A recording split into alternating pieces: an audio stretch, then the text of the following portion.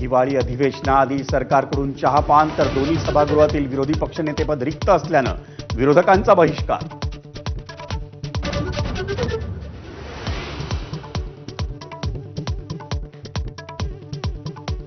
विरोधी पक्षनेत्याच्या मुद्द्यावरून सरकारचं उत्तर, विरोधी पक्षनेत्याचा निर्णय विधानसभा अध्यक्षांचा, तर जनतेचे प्रश्न सोडून विरोधकांकडे केवळ विरोधी पक्षनेत्याचा मुद्दा, सरकारची टीका।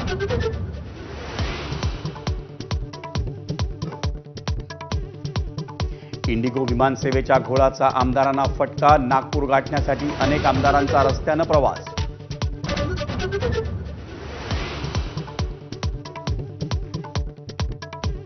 पवार कुटुंबियांचा डान्स आणि राजकारणही एकत्रित असतं। 2024च्या विधानसभेत शिकार झालो, अजित पवार आणि रोहित पवारांच्या एकत्रित डान्सवर राम शिंदेंचं टीकास्त्र।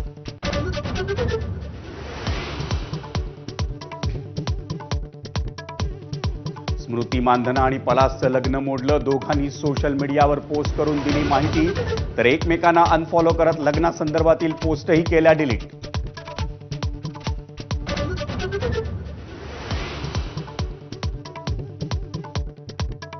सप्तशृंगी गडावर जाणारी कार खोल दरीत कोसळून भीषण अपघात, चालकाचं नियंत्रण सुटल्यानं कार दरीत कोसळून 6 भाविकांचा जागीच मृत्यू।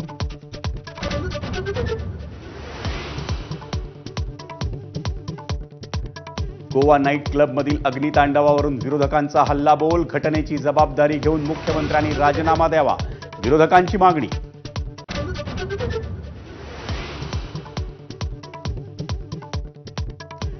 नंदुरबारमधील सारंगखेड्यात भरला अश्वांचा महामेळा, देशभरातून तब्बल 700 पेक्षा जास्त अश्व सहभागी, विविध स्पर्धांसाठी उभारला भव्य मंडप।